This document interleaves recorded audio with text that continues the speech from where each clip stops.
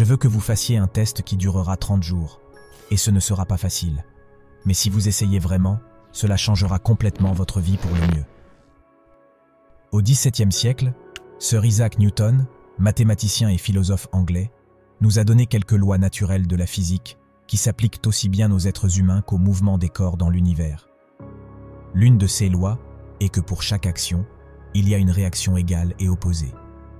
En d'autres termes, cela signifie pour vous et moi que nous ne pouvons rien accomplir sans en payer le prix. Les résultats de votre expérience de 30 jours seront directement proportionnels à l'effort que vous aurez fourni. Pour devenir médecin, il faut payer le prix de longues années d'études difficiles.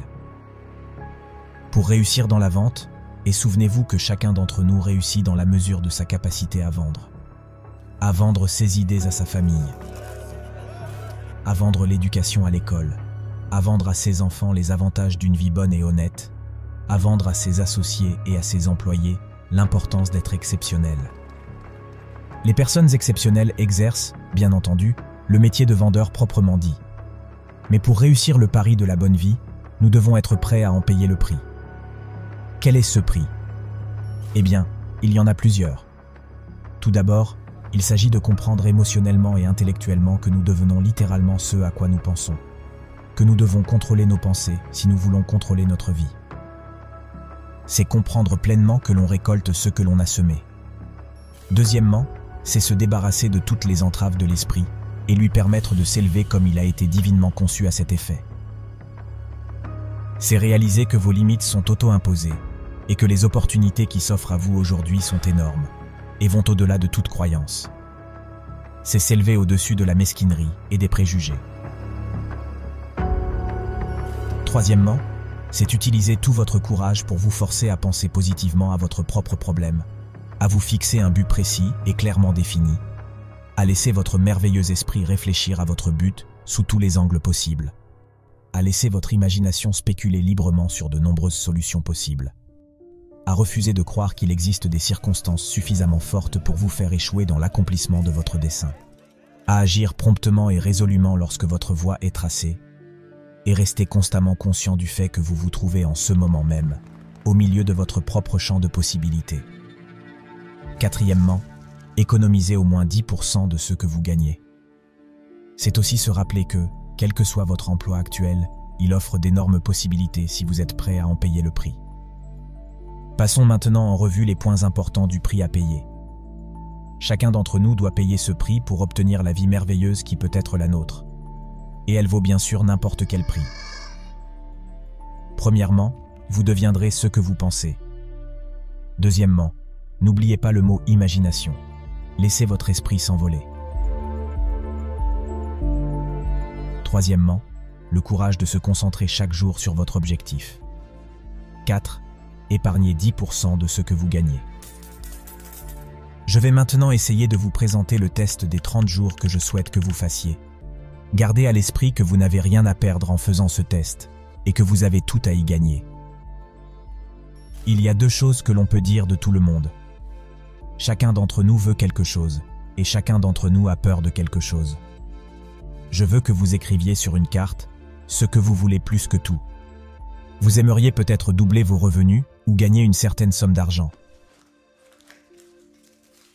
C'est peut-être une belle maison. Il peut s'agir d'une réussite professionnelle. Il peut s'agir d'une position particulière dans la vie. Ou peut-être avoir une famille plus harmonieuse. Chacun d'entre nous veut quelque chose. Écrivez sur votre carte ce que vous voulez précisément. Veillez à ce qu'il s'agisse d'un objectif unique et clairement défini.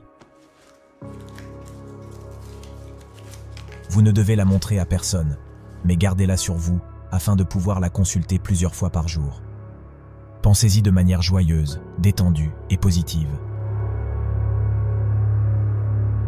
Chaque matin, lorsque vous vous levez, vous avez une raison de vous lever du lit, de travailler, de vivre. Regardez-le chaque fois que vous en avez l'occasion au cours de la journée, et même le soir, avant de vous coucher. En le regardant, rappelez-vous que vous allez devenir ce à quoi vous pensez. Et puisque vous pensez à votre objectif, vous vous rendez compte qu'il sera bientôt le vôtre. En fait, il est vraiment à vous dès que vous l'écrivez et que vous commencez à y penser. Regardez l'abondance qui vous entoure pendant que vous vaquez à vos occupations quotidiennes. Vous avez droit à cette abondance au même titre que n'importe quelle autre créature vivante. C'est à vous de la demander. Nous arrivons maintenant à la partie la plus difficile. Difficile parce qu'elle implique la formation de ce qui est probablement une toute nouvelle habitude. Et les nouvelles habitudes ne sont pas faciles à adopter. Mais une fois qu'elles sont prises, elles vous suivront pour le reste de votre vie. Arrêtez de penser à tout ce que vous craignez. Chaque fois qu'une pensée craintive ou négative vous vient à l'esprit, remplacez-la par une image mentale de votre objectif positif et utile. Il y aura des moments où vous aurez envie d'abandonner. Il est plus facile pour un être humain de penser négativement que positivement. C'est pourquoi seuls 5% des gens réussissent. Vous devez commencer dès maintenant à vous placer dans ce groupe de 5%.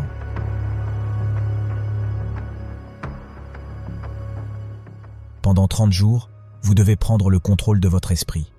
Il ne pensera qu'à ce que vous l'autorisez à penser. Chaque jour, pendant ces 30 jours, faites plus que ce que vous avez à faire. En plus de maintenir un état d'esprit joyeux et positif, donnez de vous-même plus que vous ne l'avez jamais fait. Faites-le en sachant que tout ce que vous obtiendrez dans la vie sera directement proportionnel à ce que vous donnerez. Vous faites alors partie de cette catégorie rare et prospère de personnes qui savent où elles vont. Sur 100 personnes, vous faites partie des 5 premières. Ne vous préoccupez pas trop de la manière dont vous allez atteindre votre objectif. Laissez cela à une puissance supérieure à la vôtre. Ce que vous avez à faire, c'est de savoir où vous allez. Les réponses viendront d'elles-mêmes. Vous vous souvenez de ces paroles du sermon sur la montagne? Et souvenez-vous-en bien. Gardez-les constamment devant vous au cours de ce mois de test. Demandez et l'on vous donnera. Cherchez et vous trouverez. Frappez et l'on vous ouvrira. Quiconque demandera recevra. Celui qui cherche le trouvera. Et à celui qui frappe, on ouvrira. C'est aussi merveilleux et aussi simple que cela. En fait, c'est si simple que dans notre monde apparemment compliqué, il est difficile pour un adulte de comprendre que tout ce dont il a besoin, c'est d'un but et de la foi.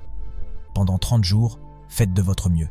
Si vous êtes vendeur, lancez-vous comme vous ne l'avez jamais fait auparavant, non pas de manière frénétique, mais avec l'assurance calme et joyeuse que le temps bien employé vous apportera l'abondance et le rendement que vous méritez et que vous souhaitez. Consacrez votre test de 30 jours à vous donner entièrement sans penser à recevoir quoi que ce soit en retour. Vous serez étonné de la différence que cela fait dans votre vie. Quel que soit votre travail, faites-le comme vous ne l'avez jamais fait auparavant pendant 30 jours. Et si vous gardez votre objectif devant vous chaque jour, vous vous étonnerez et vous vous émerveillerez de cette nouvelle vie que vous aurez trouvée. Dorothée Brande, rédactrice en chef et écrivaine hors pair, l'a découvert par elle-même et en parle dans son excellent livre intitulé « Réveillez-vous et vivez ». Toute sa philosophie se résume en quelques mots. Agir comme s'il était impossible d'échouer. Elle a fait son propre test avec sincérité et foi, et sa vie entière s'est transformée en un succès écrasant. Maintenant, faites votre test pendant 30 jours complets. Ne commencez pas votre test avant d'avoir pris la décision de vous y tenir. Vous voyez, en étant persévérant, vous faites preuve de foi. La persistance est simplement un autre mot pour désigner la foi. Si vous n'aviez pas la foi, vous ne persisteriez jamais. Si vous échouez au cours de vos 30 premiers jours, si vous vous retrouvez soudain submergé par des pensées négatives, vous devez recommencer à zéro et tenir 30 jours de plus. Peu à peu, votre nouvelle habitude se formera jusqu'à ce que vous fassiez partie de cette merveilleuse minorité à qui rien ou presque n'est impossible. N'oubliez pas votre carte. Elle est d'une importance vitale au moment où vous entamez ce nouveau mode de vie. Écrivez dessus votre objectif, quel qu'il soit. De l'autre côté, écrivez les mots que nous avons cités dans le sermon sur la montagne. Demandez et l'on vous donnera. Cherchez et vous trouverez. Frappez et l'on vous ouvrira.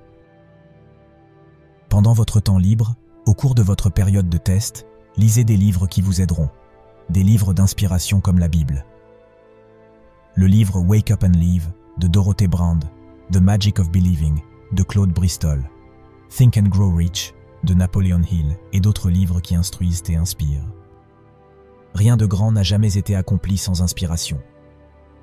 Veillez à ce que, pendant ces 30 premiers jours cruciaux, votre propre inspiration soit maintenue à son maximum. Surtout, ne vous inquiétez pas. L'inquiétude engendre la peur, et la peur est paralysante. La seule chose qui peut vous inquiéter pendant votre test, c'est d'essayer de tout faire vous-même. Sachez que tout ce que vous avez à faire, c'est de tenir votre objectif devant vous. Tout le reste se fera tout seul. N'oubliez pas non plus de rester calme et joyeux. Ne laissez pas les petites choses vous ennuyer, vous faire dévier de votre route. Étant donné qu'il est difficile de passer ce test, certains diront peut-être « Pourquoi devrais-je m'en préoccuper ?» Eh bien, regardez l'alternative. Personne ne veut être un raté. Personne ne veut vraiment être un individu médiocre. Personne ne veut d'une vie constamment remplie d'inquiétude, de peur et de frustration. Rappelez-vous donc que vous allez récolter ce que vous semez. Si vous semez des pensées négatives, votre vie sera remplie de choses négatives. Si vous semez des pensées positives, votre vie sera joyeuse, réussie et positive. Maintenant, progressivement, vous aurez tendance à oublier ce que vous avez entendu sur cet enregistrement. Répétez-le souvent. Rappelez-vous sans cesse ce que vous devez faire pour prendre cette nouvelle habitude. Vous savez, la plupart des hommes vous diront qu'ils veulent gagner de l'argent sans comprendre la loi qui le gouverne. Les seules personnes qui font de l'argent travaillent à la banque centrale. Les autres doivent gagner de l'argent. C'est la raison pour laquelle tous ceux qui recherchent toujours quelque chose pour rien ou recherchent un tour gratuit échouent dans la vie. La seule façon de gagner de l'argent est de fournir aux gens des services ou des produits qui sont nécessaires et utiles. Nous échangeons notre produit ou service contre l'argent de l'autre. Par conséquent, la loi veut que notre rendement financier soit directement proportionnel à notre service. Le succès n'est pas le résultat d'un gain d'argent. Gagner de l'argent est le résultat du succès. Et le succès est directement proportionnel à notre service. La plupart des gens interprètent cette loi à l'envers. Ils pensent que l'on réussit si l'on gagne beaucoup d'argent. En réalité, on ne peut gagner de l'argent qu'après avoir réussi. C'est comme l'histoire de l'homme qui s'est assis devant le fourneau et a dit « Donne-moi de la chaleur et ensuite j'ajouterai du bois ». Combien d'hommes et de femmes connaissez-vous, ou pensez-vous qu'il y ait aujourd'hui, qui adoptent la même attitude face à la vie? Il y en a des millions. Nous devons mettre le combustible avant d'espérer avoir de la chaleur. De même, nous devons d'abord rendre service avant d'espérer recevoir de l'argent. Ne vous préoccupez pas de l'argent. Rendez service. Construisez, travaillez, rêvez, créez. Faites cela et vous verrez qu'il n'y a pas de limite à la prospérité et à l'abondance qui viendront à vous. La prospérité est fondée sur la loi de l'échange mutuel. Toute personne qui contribue à la prospérité doit prospérer à son tour. Parfois, le retour ne viendra pas de ceux que vous servez, mais il doit vous venir de quelque part. Telle est la loi. Pour chaque action, il y a une réaction égale et opposée. Au cours de votre période de test de 30 jours, n'oubliez pas que votre succès sera toujours mesuré à l'aune de la qualité et de la quantité des services que vous rendez. L'argent est l'étalon de mesure de ce service. Aucun homme ne peut s'enrichir s'il n'enrichit pas les autres. Il n'y a pas d'exception à cette loi. Certains, comme les ministres, les prêtres et d'autres personnes dévouées, mesurent leur rendement dans le domaine spirituel. Mais là encore, leur rendement est égal à leur service. Une fois cette loi bien comprise, toute personne qui réfléchit peut connaître sa propre fortune. S'il veut plus, il doit rendre plus de service à ceux qui le lui rendent. S'il veut moins, il n'a qu'à réduire ce service. C'est le prix à payer pour obtenir ce que l'on veut. Si vous croyez pouvoir vous enrichir en trompant les autres, vous ne pouvez que finir par vous tromper vous-même. Cela peut prendre du temps, mais aussi sûrement que l'on respire, on récupère ce que l'on donne.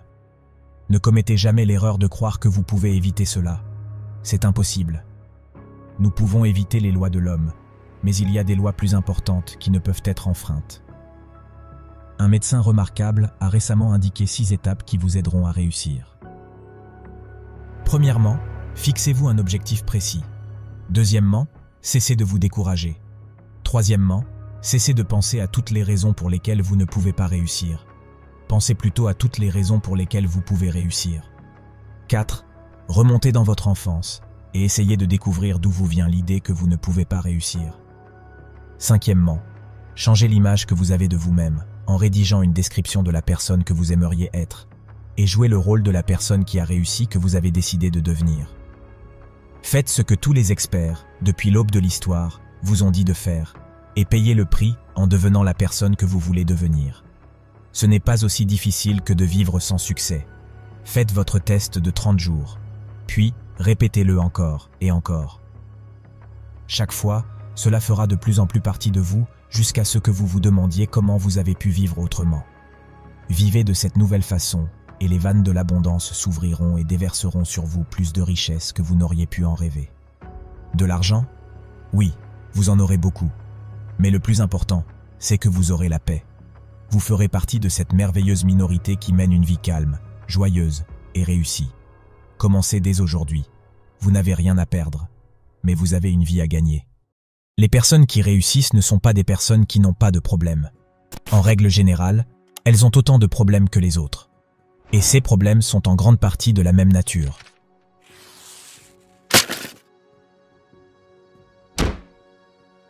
La différence est que les gens qui réussissent apprennent à résoudre leurs problèmes. Une vie réussie n'est rien d'autre que la capacité à résoudre avec succès les problèmes. Et les problèmes font partie de la vie au même titre que la respiration. Le degré de notre réussite sera ultimement déterminé par notre capacité à résoudre nos problèmes. Si vous pouvez me dire ce que vous voulez, je peux vous dire comment l'obtenir. Le problème de la grande majorité des individus ne réside pas dans leur capacité à atteindre leurs objectifs dans la vie, mais plutôt dans leur incapacité à comprendre les deux facteurs essentiels à une vie réussie. Le premier est de prendre la décision de définir et savoir clairement ce que l'on veut pour y consacrer la plus grande partie de son attention, jusqu'à ce qu'on l'ait atteint. Le second est de comprendre que nous avons en nous la capacité d'atteindre cet objectif. La règle suivante, qui est vitale pour une vie réussie, est de comprendre que notre succès est gagné ou perdu par notre capacité à servir les autres. Nous sommes interdépendants, et il est tout aussi impossible de réussir sans servir les autres que de vivre dans notre monde moderne sans que les autres nous servent. Nos récompenses dans la vie seront et devront toujours être exactement proportionnelles à notre service.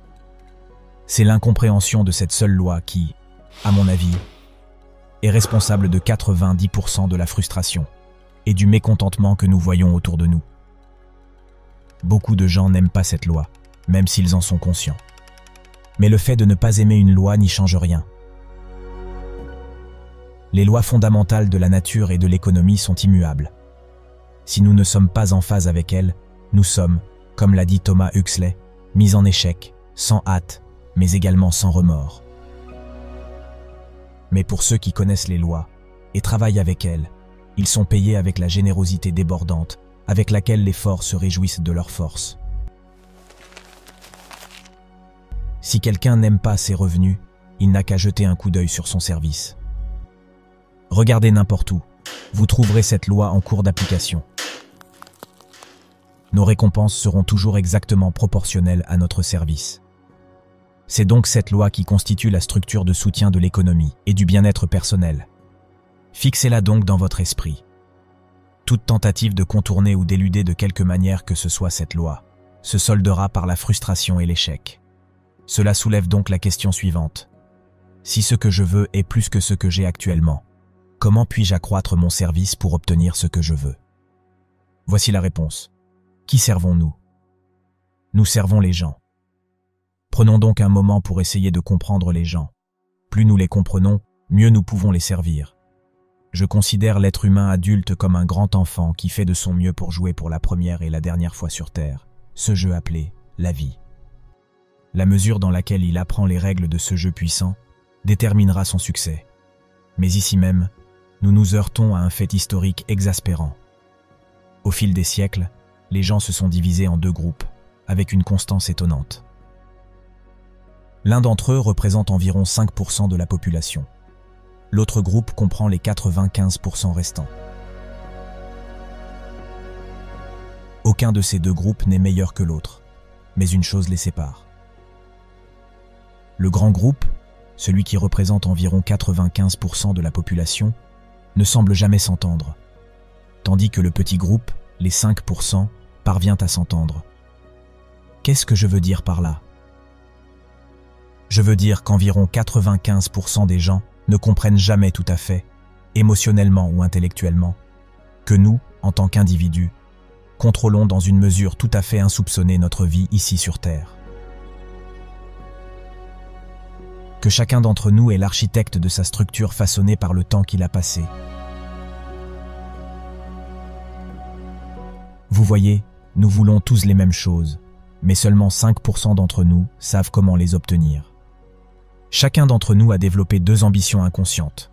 Une qui est très importante qui est de servir. Et deuxièmement, acquérir l'indépendance financière. Ces deux objectifs louables sont à la portée de chacun d'entre nous, homme ou femme. Mais d'après les statistiques, seuls 5% d'entre nous atteignent ces deux objectifs. Pourquoi ? Examinons la question de manière logique. Tout être humain a tendance à penser, agir et parler comme ceux qui l'entourent. Il s'agit de l'environnement, qui exerce une influence considérable sur notre vie. Nous avons déjà souligné que 95% des gens ne semblent pas comprendre le jeu de la vie. Il s'ensuit que, dans le cas d'un individu donné, il y a 95 chances sur 5 qu'il soit entouré par le groupe le plus nombreux. Et comme un corps en mouvement tend à rester en mouvement, jusqu'à ce qu'une force extérieure agisse sur lui, il continuera à se conformer à son groupe, sauf si nous parvenons à le réveiller par la connaissance. L'échec de la plupart des gens à vivre avec succès n'est pas dû à leur manque de capacité. Loin de là. L'échec est plutôt dû à leur incapacité à décider ce qu'ils veulent et à comprendre que nos désirs sont régis par nos talents et nos capacités, et que nous sommes divisés en deux groupes d'environ 5% et 95%, et que c'est le groupe des 5% qui réussit. Le succès, c'est la réalisation progressive d'un idéal digne de ce nom, c'est-à-dire que tout individu qui sait où il va dans la vie est un gagnant. Au moment où il prend la décision de ce qu'il a l'intention d'accomplir, de ce qu'il considère comme un idéal digne de ce nom, il réussit. Une fois ce but atteint, il est à nouveau, selon notre définition, en situation d'échec, jusqu'à ce qu'il se fixe un nouvel objectif à atteindre. À mon avis, c'est ce que nous, les êtres humains, sommes censés faire. Aller d'accomplissement en accomplissement tout au long de notre vie, pour finalement arriver au bout de notre route ici sur Terre. Il s'agit de vivre et de vivre pleinement, de savoir autant que nous pouvons savoir, de servir autant que nous pouvons servir, et d'accomplir autant que nous pouvons accomplir. Pour moi, l'histoire de la vie d'une personne est l'histoire d'une quête, d'une recherche à laquelle elle a consacré sa vie. Nous savons que les personnes les plus heureuses sur Terre sont celles qui savent exactement ce qu'elles recherchent, et qui se lancent courageusement à sa poursuite. Et si nous sommes tous des rêveurs, les plus chanceux sont ceux qui ont trouvé un rêve si excitant et si digne d'intérêt qu'ils consacreront une partie ou la totalité de leur vie à le réaliser.